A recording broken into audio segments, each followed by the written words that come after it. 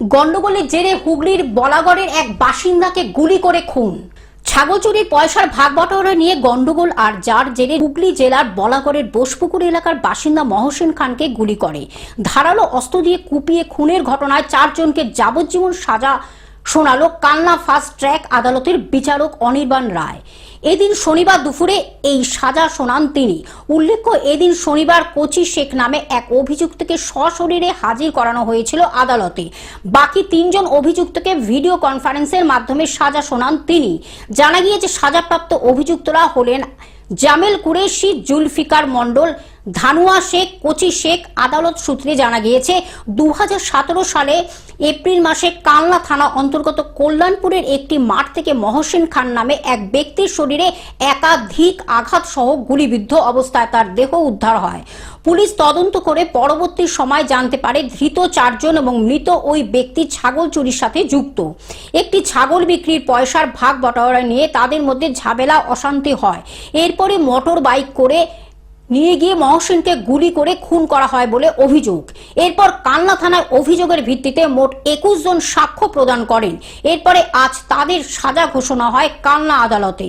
কেসের সরকারি আইনজীবী বিকাশ রায় তিনি বলেন, 2017 সালের একটি গুলি করে খুনের ঘটনার মামলায় মোট 4 জন অভিযুক্ত ছিল। 4 জনকেই আজ যাবজ্জীবন জেল ও 10,000 টাকা জরিমানা, অনাদায়ে আরো 6 মাস জেলের আদেশ দেয় কালনা আদালতের বিচারক। কি সাজা হলো আর কি 4 জনের? আজকে জামেল কুরেশি, কোচি দাস, জুলফিকার আলী এবং ধানুয়া, এরা 302, 34 এবং 25 আর্মস অ্যাক্টে দোষী সাব্যস্ত হয়েছে। কালনার মাননীয় ফাস্ট ট্র্যাক আদালতের বিচারপতি অনির্বাণ রায় গত পরশুদিন এদেরকে দোষী সাব্যস্ত করেছিলেন এবং আজকে তার সেন্টেন্স ঘোষণা করেছেন।